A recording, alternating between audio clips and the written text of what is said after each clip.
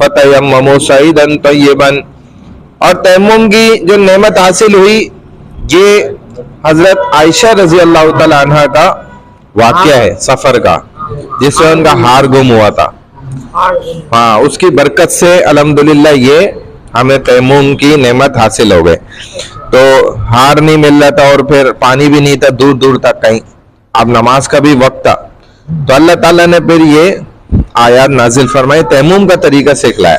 तयम्मुम का तरीका हम यहाँ बता चुके हैं, ठीक है, और चैनल पे भी अपलोड करा हुआ है अल्हम्दुलिल्लाह। जो हमने यूट्यूब चैनल बनाया उसमें डाल देते हम चीजें सारी, ताकि लोगों को फायदा हो इंशाल्लाह।